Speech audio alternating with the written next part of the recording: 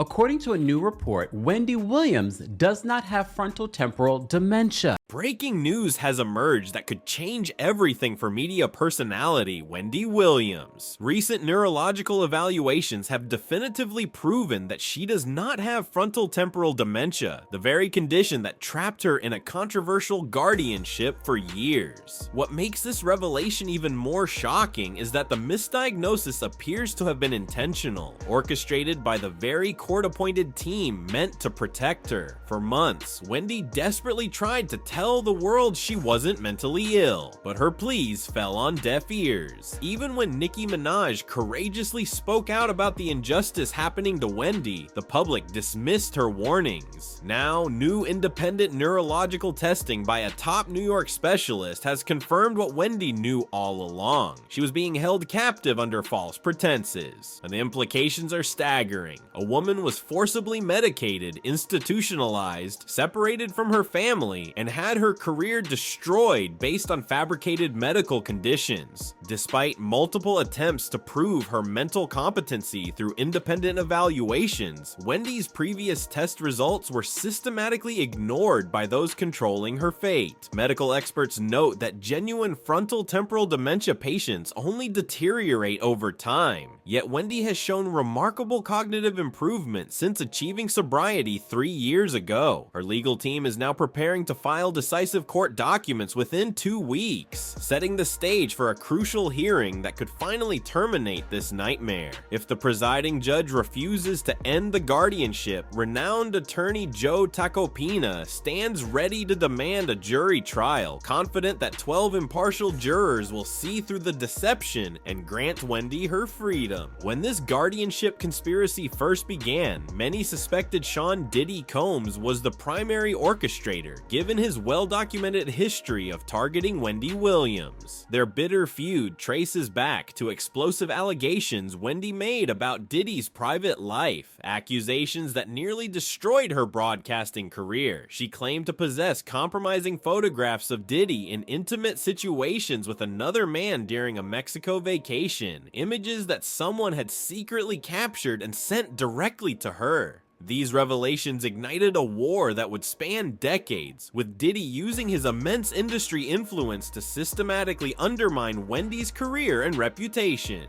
Williams, she got fired from Hot 97 because she had a picture of Puffy. So if you don't mind, give me the story from your point of view, and what was in the picture? We were in Cancun. For whatever reason, dude was playing with Puff. He went behind him and grabbed his trunks and pulled them down. Some girls that was taking pictures. They took that picture and emailed it back to Wendy Williams. Wendy Williams said she had him in a compromising position and like it was gay, something like that. She was gonna put it out. Wendy had shown people that email. Puff told Hot 97 if they didn't get rid of her before he got back in New York, that they was not gonna get any music from any of his friends, any of the record labels executives that was cool with him. Everybody was gonna boycott their station. We was out in LA for about 3 days before we landed back in New York. Wendy Williams was in the radio station in Philly. She was fired. Come from a very homosexual era of hip hop as well. There was a radio personality once upon a time. Her name was Wendy Williams, and she was practically burned at the stake for talking about such. And now it's all come full circle.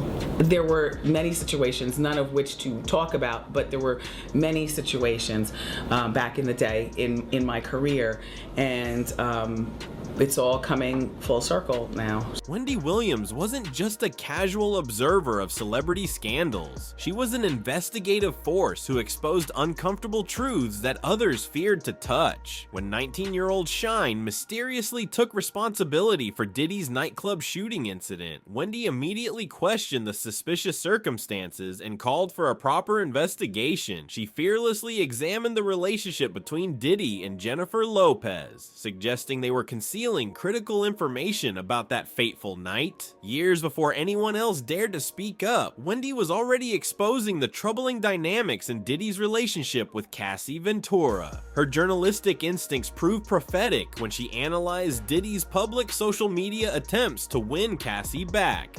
correctly identifying these gestures as manipulative power plays rather than genuine romantic overtures. He ran out of the club so fast and got into the waiting SUV that it wasn't until he got into the truck that he realized that he left Jennifer behind, along with his bodyguard, Anthony Wolf. He just ran. Forget it. That's a true sign of an itch bag, by the way.